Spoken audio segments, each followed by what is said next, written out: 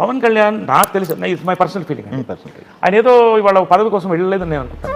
ఇది ఏమి లేనప్పుడు కూడా ఆయన అప్పట్లో ఐ థింక్ పీపుల్స్ ఆర్మీ ఏదో పెట్టి ఈ గే 1 crore 8 crores ఇచ్చాడు.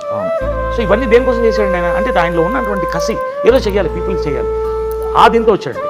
సో ఇప్పుడే కాదు, నేను 5 years నుంచి ఐఎమ్ ట్వీటింగ్ ఫర్ ఏమండి ఇవాళ ఎలక్షన్స్లో ఇట్లా రామారావు తర్వాత అంత దమ్ముండి నిలబడినటువంటి వ్యక్తి అన్ని ఫెయిల్యూర్స్ చూసి వెళ్ళిపోకుండా వెనక్కి నిలబడి ముందుకెళ్ళి వారాహిని తీసుకుని జనాల్లోకి వెళ్ళి మామూలు పోరాటం కాదండి. కాబట్టి ఒక్కసారి ఒక మనిషిని అభిమానించిన తర్వాత పవన్ కళ్యాణ్ దగ్గర నేను ఏమైనా ఆశిస్తే నేను భయపడాలి. నేను ఆశించలేదు ఏమి.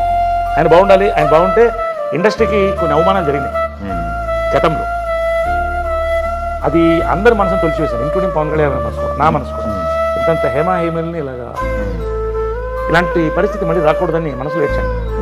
ఒక సినిమా ఇండస్ట్రీ నుంచి అంత దీక్షతో వెళ్ళిన వ్యక్తి సక్సెస్ అవుతున్నాడు వాళ్ళ పాలిటిక్స్ ఫైనల్. ఆ టైంలో నా వల్ల ఆయన గెలుస్తాడని అవసరం లేదు, బట్ మారల్గా ఇందాక చెప్పాను 10 మంది అంత ఉండాలి, ఇండస్ట్రీ మొత్తం ఉండాలండి. తప్పేంటి, ఆయన ఒకటేగా ఉన్నాడు మనకి ఇప్పుడు, తప్పేంటి, కమిట్మెంట్ ఉన్నది ఆయన ఒకటే.